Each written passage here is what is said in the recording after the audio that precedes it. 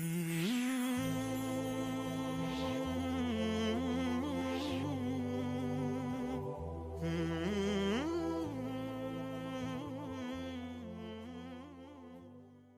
الله الرحمن الرحيم الحمد لله رب العالمين والصلاة والسلام على أشرف الأنبياء والمرسلين نبينا محمد وعلى آله وصحبه أجمعين اللهم علمنا ما ينفعنا وانفعنا بما علمتنا وزدنا علما يا عليم وديزي بروغرام يتجد تمرت بروغرام تكتاتايوش السلام عليكم ورحمة الله وبركاته بالله سبحانه وتعالى فقد بدقامي تقنايتنا የዛሬው ትምርቱ ዛሬ ማቀርብላችሁ የኑን ሳኪናን እና የተኑን አነባበብ የሆነውን አራተኛውን አቀራር አነባበብ ነው።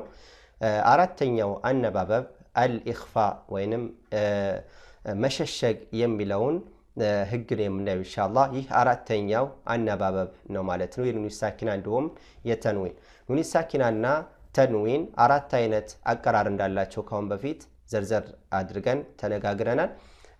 ኑን ሳኪና እና ተንዊን ሶስቱን ህግጋቶች በተመለከተ ኢዝሃርን፣ ኢድጋምን፣ ኢቅላብን ኢንሻአላህ አይተናል። ሁላችንም አላህ Subhanahu Wa Ta'ala አግርቶልን ምን ተገበረው ያድርገን። አራተኛው ህግ ኢኽፋ ነው። ኢኽፋ ከአራቱም ህግጋቶች ለየት ያለ እንደዚሁም ደግሞ በርከት ያሉ ፊደላቶችን ያቀፈ ነው። ሁላችሁም ለመከታተል ሞክሩ። ወደ ታሪፉ ስንገባ ኢኽፋ ማለት በቋንቋ ምሁራኖች ገለጻ መሸሸግ ወይንም መደበቅ አሰትር የሚለውን ይይዝልናል። መሸሸግ ወይንም መደበቅ በተጅዊድ ምሁራኖች ግን النطق بحرف بصفة بين الإظهار والإدغام عار عن التشديد مع البقاء الغنى نون الساكنة وينم تنوين النطق بحرف بصفة بين الإظهار والإدغام بإظهارنا بإدغام ባህሪ ባለ መካከል አድርገን የምንቀራ ነው። ማለትም ኢዝሃር ምሳና ደርግ ኢድጋም ምሳና ደርግ በሁለቱ ባህሪ መካከል አድርገን የምናነበው ሸዳም ሳንጠቀም ጉናን ብቻ በመጠቀም የምናነበው ሂደት ይሄን ኢኽፋ ይባላል ማለት ነው። ምን ጊዜም በመናነብ ጊዜ ኢኽፋ አደረግን ማለት ኢዝሃር ማላደረግንም ኢድጋም ማላደረግንም ግን አንዳንድ ፊደላቶች ወደ ኢድጋም የሚቀርቡ አሉ፣ ወደ ኢዝሃርም የሚቀርቡ አሉ። በዚህ ጊዜ ችግር የለውም። ነገር ግን በቀጥታ ሙሉ በሙሉ ኢዝሃር አናደርግም፣ ሙሉ በሙሉ ደግሞ ኢድጋምም አናደርግም። በሁለቱ ባህሪ ያደረጉትም ለአመቺ ስላላደሉ ነው። ኢዝሃርም ስናደርግ ኢዝሃር አይመቹም፣ ኢድጋምን ማድረግ ብንፈልግ ደግሞ ለኢድጋም ማያመቹም። ስለዚህ የተጅዊድ ምሁራኖች ኢኽፋ የሚለውን ህግጋቶች አስቀመጡለት። እናም ከኑን ሳኪና በመቀጠል ወይም ከተንዊን በመቀጠል የኢኽፋ ፊደላቶች አሉ። የኢኽፋ ፊደላቶች በሚመጡ ጊዜ ኑን ሳኪናን እንዲሁም በተንዊን ተወክላ የምትገኘዋን ሱኩን የሆነች ኑን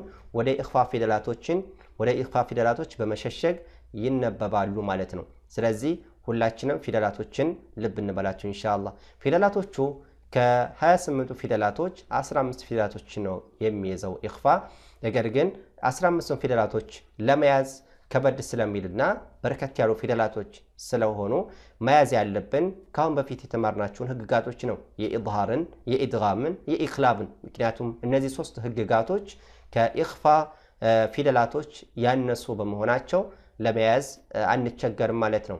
ኢዝሃርን በተመለከተ 6 ፊደላቶች ነው ያሉት። ኢድጋምን በተመለከተ 6 ፊደላቶች ነው ያሉት። ከዚያም ኢቅላብ አንድ ፊደል ነው ያለው። ስንት ሆኑ ማለት ነው? በሶስት ህግጋቶች 13 ፊደላቶች ሆኑ ማለት ነው። እነኚህን 13 ፊደላቶችን ሸምድደን ከያዝን ቀሪዎቹ የኢኽፋ መሆናቸውን በቀላሉ መያዝ መለየት እንችላለን ማለት ነው። የኢኽፋ ፊደላቶች ኢንሻአላህ እናያቸዋል። በአንድ ቃል ላይ አስቀምጠውታል የተጅዊድ ምሁራኖች በአባባል ማለት ነው። صف ذا ثنا كم جاد شخص قد سما دم طيبا زيد في تقى ضع ظالما የሚሉት በዚህ ቤት ላይ ሙሉ 15 ፊደላቶች ተካተው እናገኛለን። ፊደላቶችን ኢንሻአላህ ዘረዝርላችኋለሁ። ሷድ ሲፍ ከሚለው ቃል ላይ ሲፍ ከሚለው ሷድ እናገኛለን። ሲፍ ذا ከሚለው ደግሞ ዛል እናገኛለን።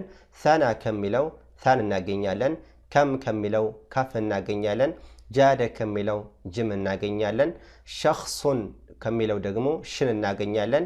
قد كملو قاف እናገኛለን سما كملو سين እናገኛለን دم كملو دالن طيبا كملو طال زيد كملو زا في كملو فان تقى كملو دغمو تا ضع كملو ضادن ظالما كملو دغمو ضان እናገኛለን ማለት ነው ስለዚህ አጠቃላይ እነዚህ 15 ፊደላቶች ሆኑ ማለት ነው ሷድ ዳል ሳ ካፍ ሐ ሺን ቃፍ ሲን ዳል ጣ ራ ፋ ታ ضاد ض እነዚህ 15 ፊደላቶች የኢኽፋ ፊደላቶች ናቸው ማለት ነው ለማፈዝ ምናልባት በቤቱ ሲፍ ذاتنا የሚለውን አባባል ካልሆነ በስተቀር የተወሰነ ፊደላቶችን ለመያዝ ከበዳለ ነው ስለዚህ ማድረግ ያለብን ምንድነው የኢዝሃርን ፊደላቶች መሸምደድ እንደዚሁም ደግሞ የኢድጋም ፊደላቶች መሸምደድ ከዚያም የኢቅላም ፊደል ከሸመደድን በኋላ ቀሪዎቹ ኢኽፋ መሆናቸውን በቀላሉ ማወቅ እንችላለን ማለት ነው ይህ እንግዲህ አራተኛው ህግ እንደመሆኑ መጠን ኢኽፋ ተደርጎ የሚነበብ ነው በኢዝሃርና በኢድጋም መካከል በኢኽፋ ህግ ጊዜ እስካሁን በፊት እየተነጋገርን የመጣ ነው አለ ኑን ሳኪናን እና የኢኽፋን ፊደል በአንድም ቃል ተጣምረው እናገኛለን በሁለትም ቃል ደግሞ ተለያይተው እናገኛለን ይህም አንድ ቃል ሁለት ቃል የሚለውን ተነጋግረናል አንድ ትርጉም ባለው ቃል ላይ ኑን ሳኪናን እና የኢኽፋን ፊደል ይጣመራሉ እንደዚሁም ደግሞ ሁለት የተለያዩ ቃላቶች ላይ ከመጀመሪያው ቃል መጨረሻ ፊደል ኑን ሳኪና ሆኖ ከሁለተኛው ቃል መጀመሪያ ደግሞ እንትን እናገኛለን የኢኽፋን ፊደል እናገኛለን በዚህ መልኩ ኢንሻአላህ ምን ማለት እንችላለን መለየትና ማወቅ እንችላለን ማለት ነው جزاكم الله خير ምሳሌ በተመለከተ እናያለን ኢንሻአላህ ሁላችሁም ልብ ብላችሁ ተመልከቱ በአንድ ቃልና ሁለት ቃል የሚለውን ምሳሌ ሱረቱ الشرح 7ኛው አያት ላይ فإذا فرغت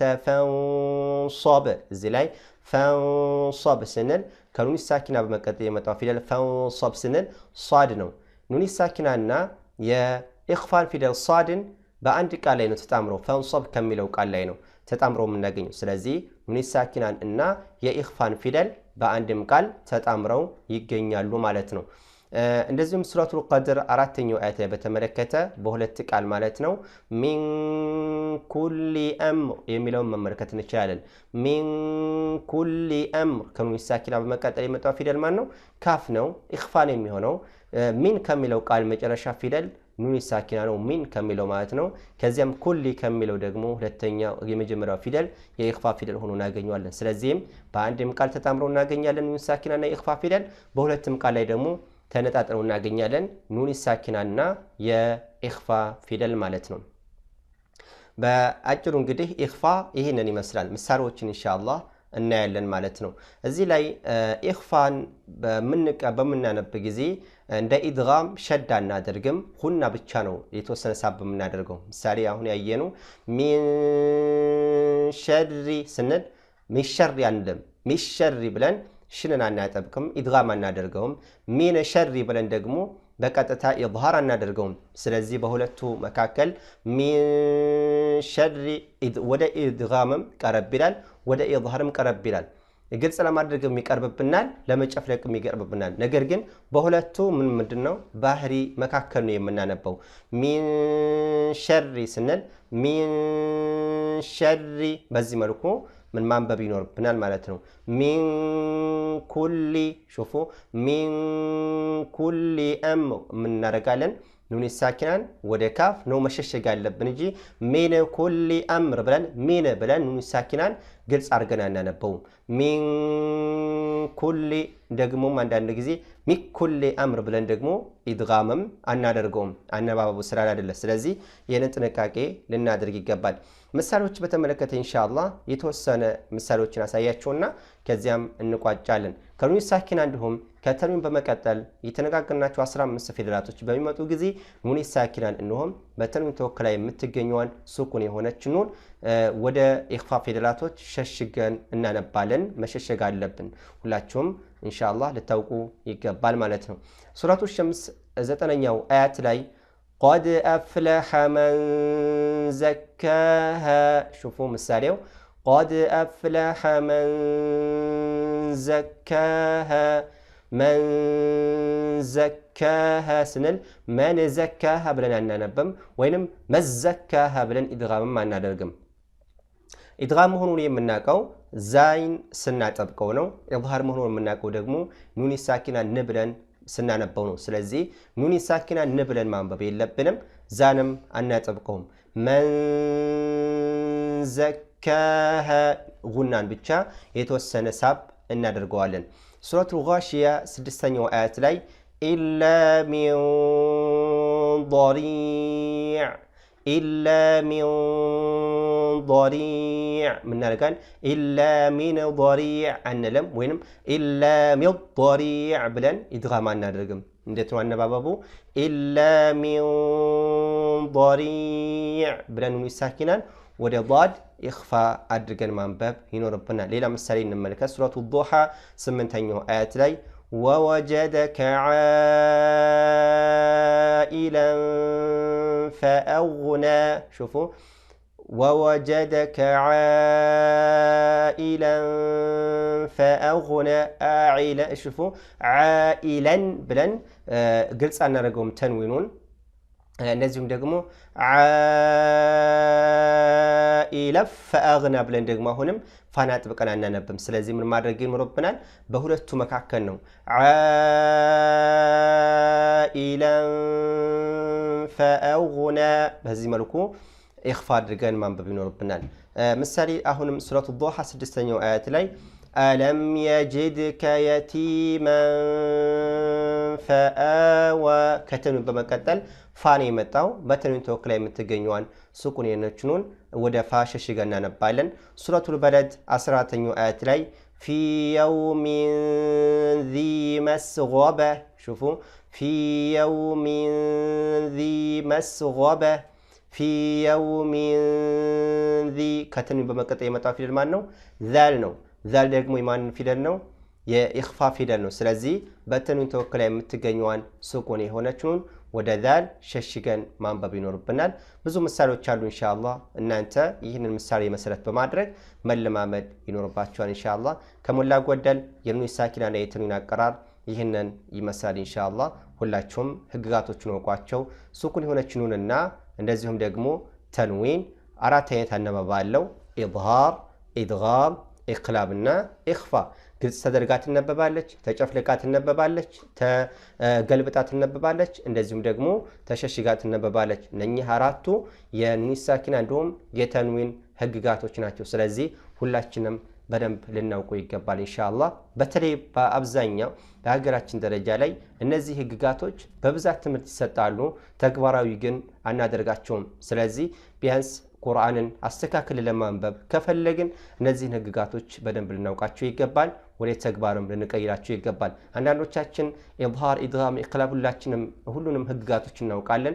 ነገር ግን ወደ ተግባር በምንመጣ ጊዜ ዜሮ ሆነን ነው የምንገኘው።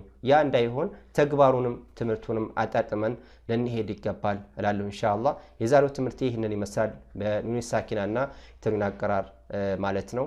በሌላ ርዕስ እስከምንገናኝ አላህ ሱብሓነሁ ወተዓላ በሰላም ያቆየን፣ በሰላም ያቆያችሁ እናንተንም። ወሰለላሁ ወሰለም ዐላ ነቢይና ሙሐመድ ወዐላ አሊሂ ወሰሕቢሂ አጅመዒን። ወሰላሙ ዐለይኩም ወረሕመቱላሂ ወበረካቱሁ።